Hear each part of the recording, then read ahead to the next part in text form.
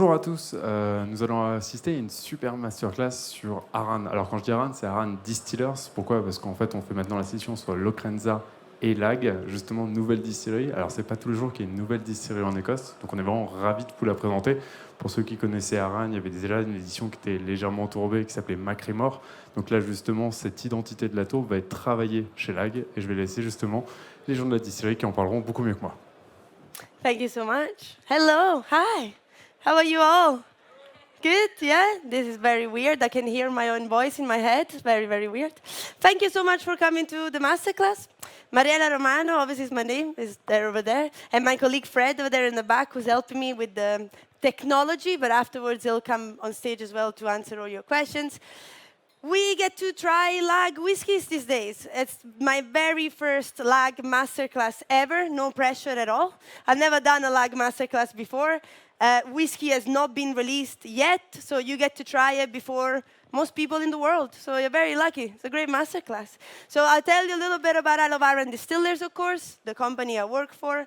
I'll tell you about Lagg. We make some comparison between the two distilleries, and then we get to try the inaugural release 1, 2, and 3. So without further ado, let me see if this works. Yay, this works. So ARRAN Distillers. Have you tried any ARRAN whiskies before? Have you tried any ARRAN single malt? Yeah, you're familiar with them? That's great. Same company, two different distilleries, okay? So ARRAN Distillers is the company I work for. Values are just exactly the same. We're an independent company, independent. Very proud, very happy to be independent because it means that we can follow the journey of the whiskey from the glass to the bottle without having to compromise. So we can make the shots. We can call the shots. We can make the decisions, okay?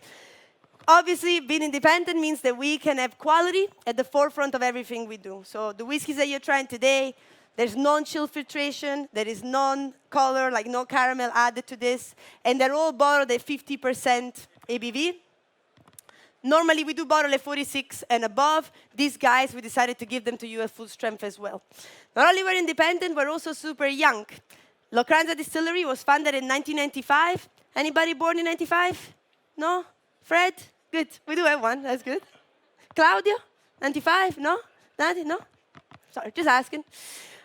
27 years old, okay? Our distillery stands in a very specific and unique place in time, okay?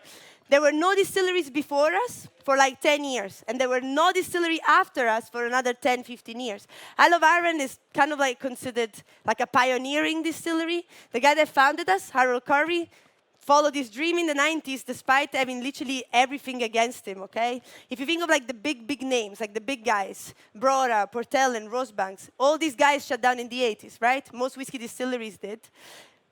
To be even more geeky and specific, I don't know if there's any geeky person in the room. 1993, we bought land in Lagg.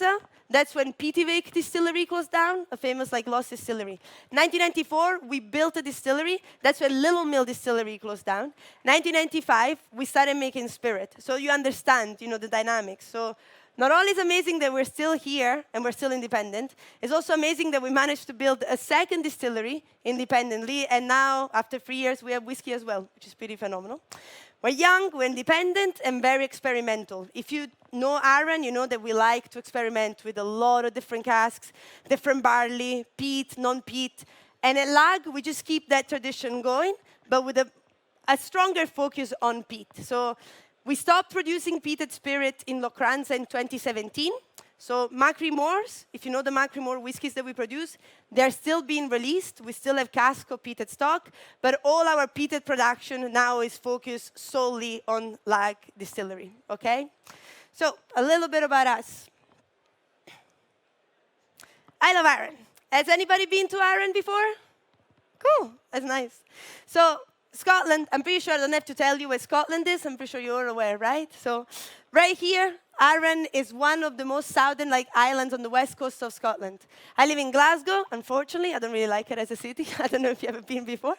But in Glasgow, we kind of consider ARRAN a local island. We could even say that Lagg and Lagg are local distilleries because it's super easy to get to them. You can get a train down from Glasgow to Ardrossan, which is around 50 minutes. And then you can get a ferry over, which is another 50 minutes. You can get there in less than 2 hours. If you wanted to drive around the whole island, that's another 2 hours as well. That's how tiny it is. 4,500 people live there, but on a good year, we get around 100,000 visitors just through our distilleries. So it's very, very touristy because it's beautiful as well. Like, it's very unique. Forget what you know about islands, like, like the classic ones, like the ones that are like out in the ocean, stormy weathers, like sexy, mysterious, dark islands. ARRAN is much more relaxed, okay? And it's very more unique. First of all, because geologically, it's actually very, very different, okay? You know that Scotland is divided between highlands and lowlands, right? If you trace the highland fault line that cuts Scotland in two, ARRAN feels like it was attached to the mainland, and then it kind of moved away and got cut in half as well. So when you arrive in Brodick over here, that's where the ferry leaves you, you have two options. You can either go up to the highlands, up to the mountains, or down to the lowlands. The beauty is that we have two distilleries that couldn't be more far away from each other because we like to make our life very easy, of course. So we built a distillery right here in the mountains, and then our second distillery is an hour away from the others, and it's on a cliff. So it's like completely different, like, open to the elements, very, very different setting. So not only we get to create two different spirits, two different whiskies, we also get to see them mature in two completely different places. So we'll talk about warehouses afterwards as well. And now I'd like to take you around the island a little bit. Because this is only 30 minutes, I don't know if you noticed, but I'm Italian. I could talk for hours. You're lucky that we're only doing 30 minutes today, okay? I normally show people like 20 photos of the island because I love it. Today, you only get 5. That's it. But some of these are mine as well, so that's how much I like it. This is ARRAN seen from the southern coast. All I want you to focus on here is like the difference in height. You can see it's almost double. Like the northern part is almost double the southern part. When you drive from Lochranza, when you drive from Brodick to Lochranza, when you literally go to the northern part, this is what you get. All of a sudden, you don't see the sea anymore. You're literally surrounded by mountains. If you've been to Glencoe, if you've been to the Cairngorms, like in Scotland, you know what I mean, okay? You're literally just like beautiful mountains that surround you. And when you get to Lochranza, you get something like this. So not only the nature, like, the landscape is different. Obviously, wildlife follows as well. So we have red stags, red deer, we have squirrels, we have otters, we have golden eagles, everything in like one tiny little place. And when you drive on the other side of the island, you get something like this. So this is actually the view from our brand new distillery. You can see Ailsa Craig, you can see South Ayrshire. On a very clear day, you get to see Northern Ireland and Campbelltown on the other side. Open to the sea. Completely different location. And if you're a weirdo like me and you like to chase animals around, you go around taking photos of seals. So that's actually one of my photos as well. All this to say that it's pretty fascinating that we have two distilleries, right, on this tiny little island. And when we registered them, so I don't know if you know this, but for the Scotch Whisky Association, islands is not really a region, right, because every single island is different. But every island is categorized under highland. So ARRAN is also highland. But when we registered Lochranza, which was like up here, we registered as a highland distillery because it's above the fault line. When we registered Lagg, we registered as a lowland distillery. So we affectionately like to say that we have a heavily peated lowland distillery and a non-peated, beautiful distillery up north instead. So we can, play that game into one tiny little space. This is how Lagg looks like today, which is great. I did say that I could talk for hours, and I know that you also want to drink, so why don't we try a whiskey as well? I'll shut up for a while, okay? Lagg inaugural release 1. So this is super brand new. Obviously, this whiskey is 3 years old, okay? 100% matured in first fill bourbon casks, so fresh bourbon barrels, 200 liters. That's most of the casks that we filled when we started at our distillery. Non-filtered, non-colored, and 50% ABV. Because it's quite young and it's got quite a lot of peatiness going for it, it's 50 ppm barley that we use. We decided to leave it at a higher ABV so that you can appreciate it more, you can feel that peatiness more, the smokiness, in your palate is much stronger, much bigger. It has more of an impact.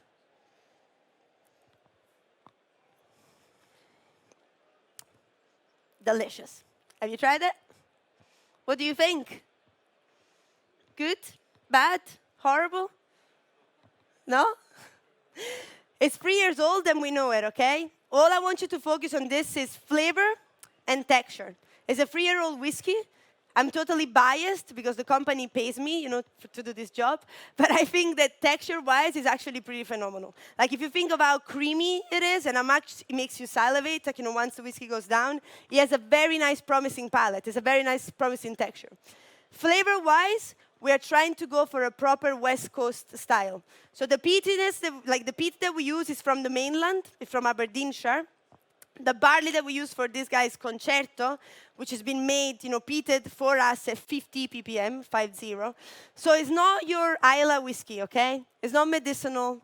It's not, dirty dogs on the beach. It's not like, bacony and like meaty. This is very clean, campfirey, almost like herbaceous, like sort of smokiness that we're going for. A very very much like a West Coast style. The bourbon cask here help because obviously they impact a lot of sweetness as well, and a little classic zesty, citrus fruit that you get also like in Locranza sometimes. So I hope you enjoy it. I hope you like it. Definitely recommend you try it neat. I prefer it neat personally myself, but if you want to drop a little bit of water inside, it's also quite a good idea. Ooh, I don't know what is happening there. Okay, moving on. So, inspiration. Why did we open a brand new distillery on the Isle of Arran? First of all, one reason I already told you, okay? Arran has been booming. I had the pleasure of joining the company in 2019 when the bottles, the Arran bottles still had the old label, Lagg was being built, but you could already feel that the island, was changing. Now we have 1 billion new restaurants, 1 billion new fish bars, a lot of businesses. The island is thriving, essentially, especially after COVID. So obviously, when you have a distillery that goes, pretty well, why wouldn't you want to open a second distillery and welcome all those visitors to the island? Second reason is, it's the most obvious and the strongest one of them all. We needed warehouse space. Just like anybody else, I think, we just need warehousing. We don't have enough space for our casks. At the moment, Isle of Arran Distillers has around 28,000 casks. So by opening a second distillery, we knew that we needed more warehouses. So when we built Lagg, the very first thing that we did was build 3 warehouses before the distillery as well. And last but not least was peated whiskey. Macklemore, people that like ARRAN, they do like Macklemore, and they have a special connection with it. And we did notice that people are very much into their peated whiskeys as well. So that when we started a second distillery, we decided to go straight away for peated whiskey instead.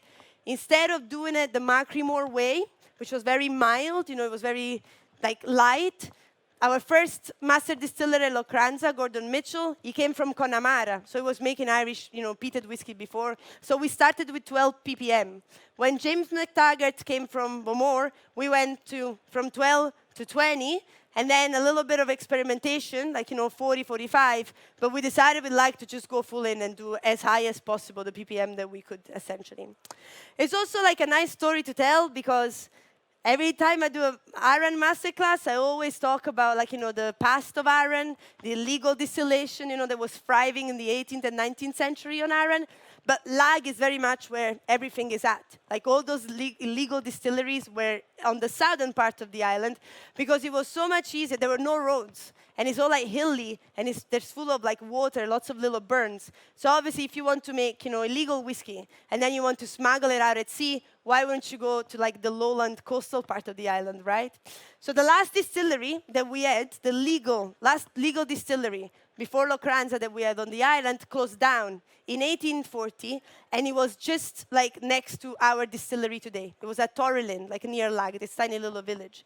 So when we opened Locranza in '95, we brought whiskey back legally to the island after more than 150 years. And now with Lagg, we can tell that story again because we're literally there.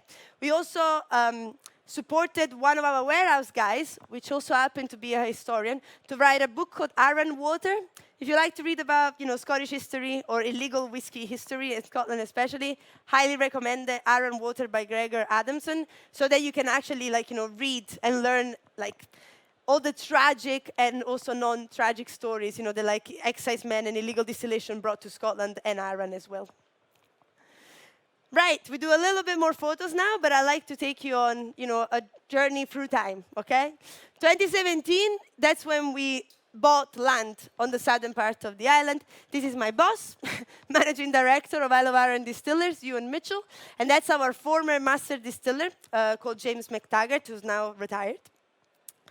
As I told you before, in 2017, we didn't we started work on the ground, but actually the only thing that we had in mind was warehouses. So we actually, by the end of 2017, we already had warehouses. We were already filling them with Locranza stock, and we still didn't have a distillery. But we really needed space. In 2018, we started building the distillery. You could tell it's a very different structure, very unique. It is actually shaped like the island. I told you highlands and lowlands. So you see these lines themed everywhere, even on our bottles. You see there's a highland and a lowland going around as well, because we just want to embrace the unicity of the island. And not only we started building the distillery, we also planted some trees. If you see new distilleries in Scotland, they tend to make some gins, they tend to make some vodka, some liqueurs, and things like that. We've always been a little bit old school, even while being young, and we really never wanted to commit to another spirit that wasn't whiskey. We wanted people to recognize us for being a whiskey distillery and not a whiskey distillery that also produced gin and vodka. Nothing against that, but we didn't want that for us. So instead, we planted some lovely apple trees. So we were very positive here, okay? We wanted to plant some apple trees, make some cider, maybe make some brandy, maybe something smoky, something funky, weird. We planted 1,000 trees in 2018, 900 more in 2019, and now we have 2,000 trees. They look nothing like these trees, because in the last 2 and 3 years, we realized that the elements are pretty strong, and these trees don't get to grow actually up much. That's just the truth. Very honest company. So you see them like this now. In reality now, they're like vines. When you come to Lagg, and I hope you will come and see us, they're like this, short and stumpy. They're this high, and they go on the sides. Because obviously it's better, against wind, against rain, snow, ice, and everything. And it just gives them more chance to grow on the sides instead. So that's what we're doing. But we still have 2,000 apple trees, and we hope that in a couple of years we have good apples to actually use to make something good out of. In 2018, we also finished the roof. I know a lot of people will think of Macallan right now. That's what I get all the time. But it's very different. We're not completely covered by green. We just installed the sedum roof so that it changes with the season. It's plants that just change so that they merge into the topography of the of the distillery as well, so that when you come and see it, impactful, the impact is not as strong as. So it's also good for the birds and the animals around the distillery as well. But even when we were building the distillery, we had obviously environment in mind. I mean, if you look at the Scotch whisky industry these days, everybody has environment in mind. So we tried our best to use local Scottish materials to build the distillery, sedum roof, and any other thing that we could have done on the site to make it as environmentally friendly as possible.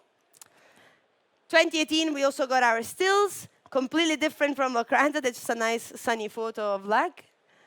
And we also installed the 4 washbacks over here and the mash tun over there, which everything is almost double in size compared to Locranza. First Spirit 2019.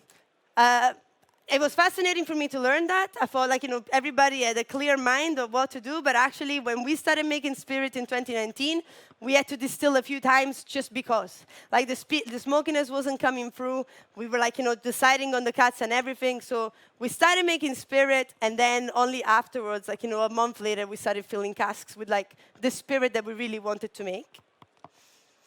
We also filled our very first cask. This is our distillery manager, Graham, with the very first spirit. And this is our warehouse guys filling the very first cask, cask number 1, which is never going to be available for sale because it's actually reserved for the Lagg Cask Society, which I'll tell you in a bit. We opened up visitor center with amazing views. I love how all these photos are sunny. I really hope when you come to Scotland, you'll get that too, but I won't make any promises, okay?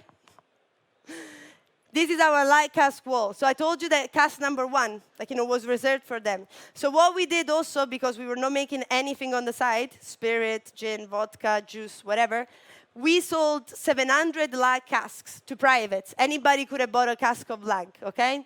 There were a lot of benefits, including golf course passes, a name on the wall, and possibly the most important one of them all was actually getting a bottle of a Lagg cask one. So that cask is going to get bottled and only given to the Lagg Cask Society. We also pledged not to sell any other cask for our first 10 years of our lives, so that only these guys get to have a cask, that is 10 years old, like, in 2029. 2022, we had an open day. It took us 3 years because of COVID. I don't know if if you're aware, but like we got shut down for like a couple of years. But finally, like earlier this year, we managed to get all together and try a Lagg, whiskey as well, which was like quite emotional. It took us a little bit, and then obviously this year we also had our very first cask turning into whiskey. So that's Fred, my colleague over there. I just went to ARRAN just to take this photo and to try the whiskey on their very first birthday. So cask turned on the 10th of April, and then last week we bottled, this whiskey. So like 3 years and a few months altogether. And obviously now we have our whiskeys. They're literally going to be launched in the UK. I want to say they've been bottled last week, in the shop in Lagg this week, so in the shops in the UK next week. And I was talking to La Maison de Whisky as well. The guys told me that in France you will get them on the 1st of October as well. So we're doing 3 different releases, obviously. This is the one that you just tried, the second one, and then the third one. They will come later in the year as well. I think like I'm talking too much again, and you're looking at me with a desperate face, so we should try another whiskey. Let's do it. Whiskey number 2. So, you tried 100% bourbon cask, 50 ppm, concerto barley variety, just nothing else, just bourbon barrels all their lives. This is 36 months in first fill bourbon barrels, just like, Lagg one. But then we finished this for 6 months into Firkins casks, like 50 liters casks of Oloroso wood. So this is essentially like whiskey number 1, but finished in Oloroso sherry. If you like peat and you like sherry, you're welcome. This is like absolutely delicious. I actually think that the powerful, notes of the sherry, like the powerful impact of the sherry cask works wonders in this. This is very clean. I don't want to say medicinal, but medical in a way, like very clean, very herbaceous, a bit grassy, zesty, sweet. This, all of a sudden, we went from summer to winter straight away, okay? This is like your cigar, chocolate, you want to sit down and enjoy it. It warms you up on a cold winter day sort of dram, and it's beautiful. I think our peatiness with the dry Oloroso sherry cask just works like wonders in this dram.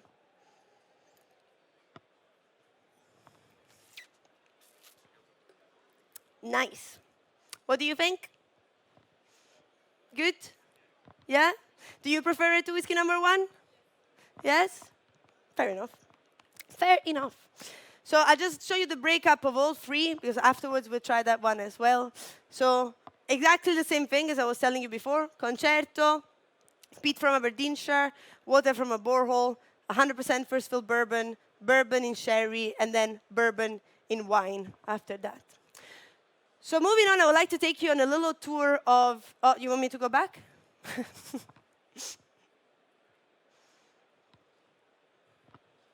Yeah? You got it? £5 each. Thank you very much. Or €5, I should say. I would like to take you on a little tour of Lagg. I normally do this with a laptop like here so that I can go around. But my colleague Fred is over there and he's going to move us around the distillery, okay? So bear with us a little bit. Are you on it? Or maybe not? Oopsies.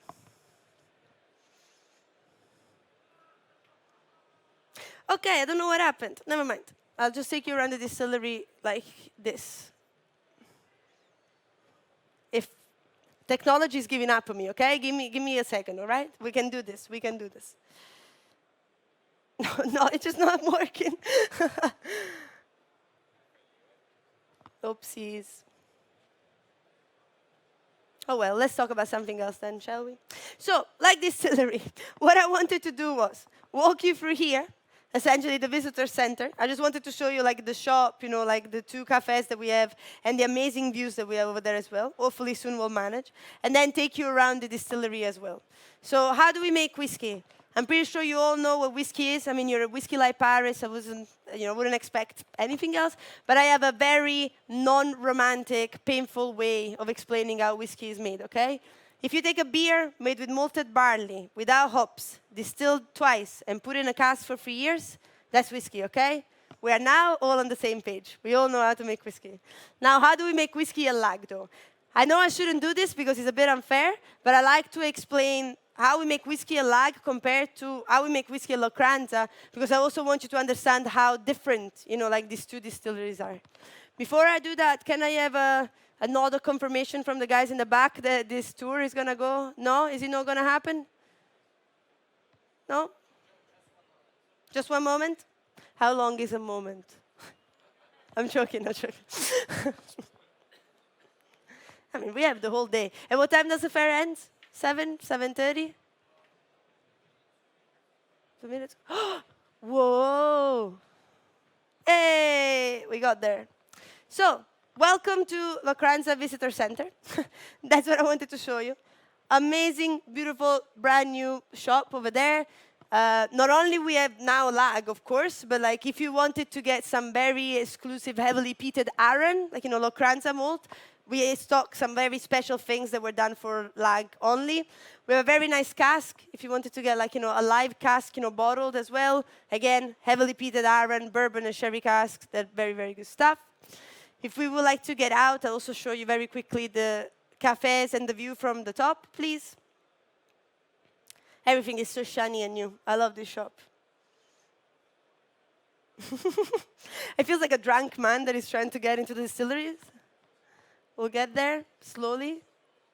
2 cafes, one up top, like here, and one down here. This is more like a restaurant area. And then you can see these are like all the orchards and all the apple trees are with the views over the sea as well. Could you please go directly into the distillery, Fred? Thank you very much.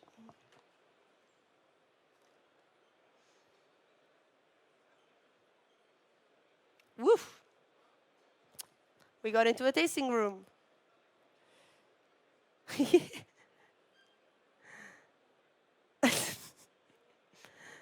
3D experience.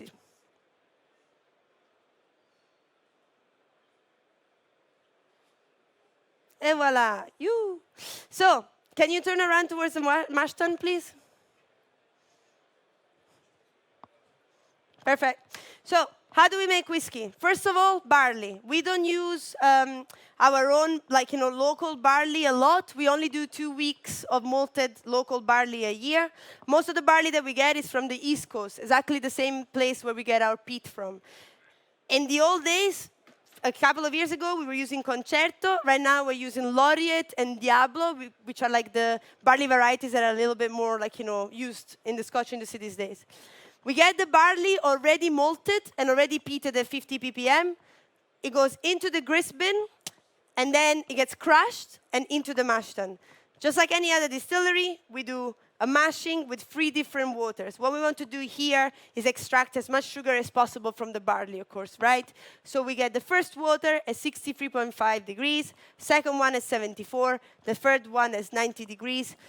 Difference between Locranza and Lagg, we move the racks inside our mash tun constantly.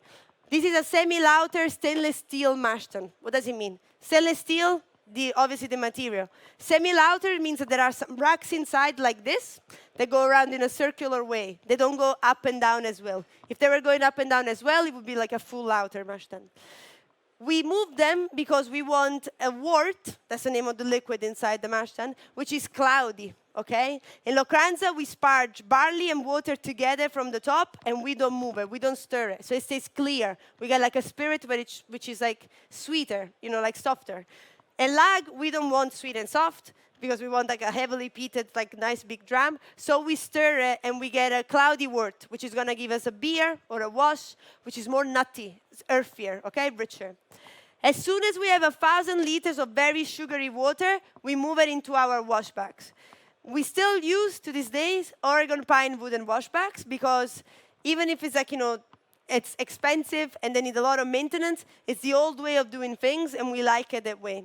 Why do people use wooden wash bags these days? Mostly because, first of all, if you know anything about beer, when you add yeast to these wash bags, the yeast will feed on the sugar and create carbon dioxide, ethanol, a lot of other beautiful chemical reactions. We cannot control the temperature. We cannot make that fermentation go faster or slower because it's one big block of wood, so we cannot just go there and adjust it ourselves. And second, it's wood, so it's porous, which means that there is always going to be a layer of microorganism and bacteria that lives in that washback that makes our washbacks unique to ourselves.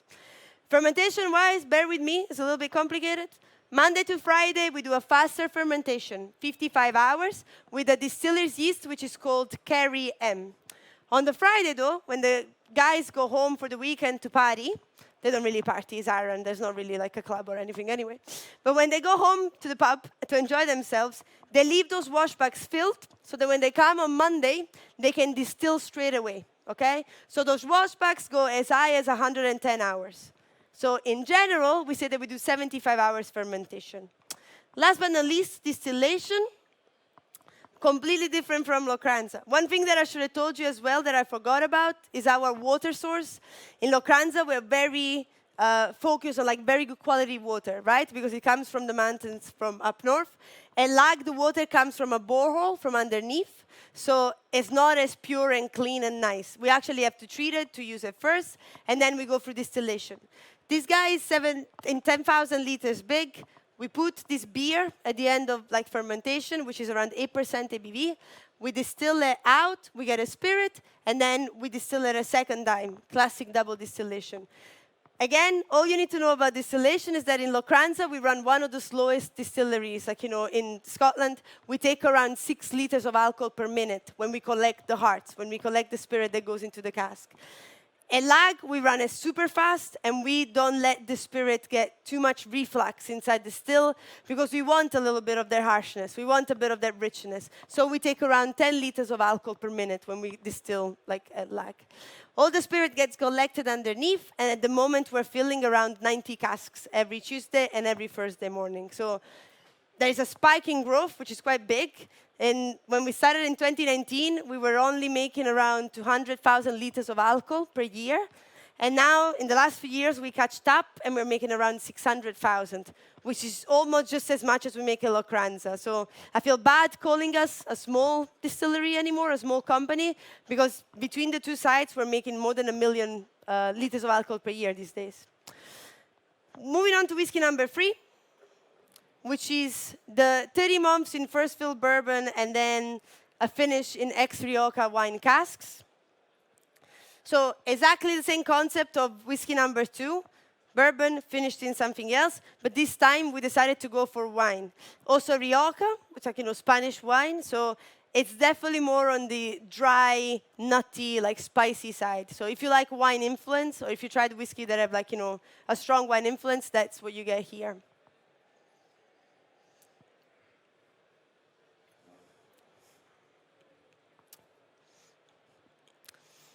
Is it going to be a nightmare to go back to the previous presentation, or is it okay? Thank you so much. Before I leave you today, I just wanted to show you, thank you very much, what is coming next. Because obviously, these are the very first 3 whiskeys that we released, but obviously next year we need to put out there, and do other things as well. So in 2023, we will release our very first single malt. So it was bottled. It was distilled in 2019, but obviously will be bottled next year and 4 years of age. It'll be something similar to the inaugural release 1, but it'll be more available. It'll be everywhere. So we're doing it in big batches and evergreen, so you can get it all year round.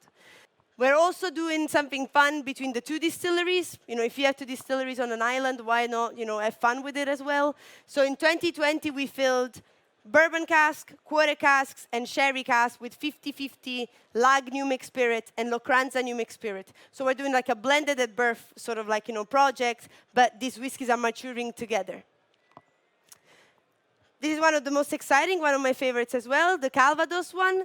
Last year, we got 40 casks from Calvados Drouin in France. And we got 20 in Locranza, 20 in Lagg, and they will go filled on exactly the same day. So that we hopefully, one day we'll release them side by side so that you can see how the spirit has evolved and changed, in two completely different distilleries on the same, at the same time. And then last but not least, this year we actually got a batch of unpeated malt, so we decided to distill it anyway because it was the only one that we could get. So we did a batch of unpeated malt, and now we started from this year to do 2 weeks local barley each year, but we're pushing it up to 90 ppm, so even higher than this. So as I told you before, Lagg is all about, experimenting, trying different things, building, a careful, beautiful, peated, whiskey distillery. But there's also, a lot of fun projects on the side. I hope that you're planning a visit to Scotland soon. I hope that if you're going, on the West Coast, you come and visit it as well. We have 2 beautiful distilleries, so it would be lovely to see you there. Before I leave you, I'll just ask my colleague Fred to join me as well. In case you have any questions at all, we'll just be here. So thank you very much for your attention and your time today. Thank you.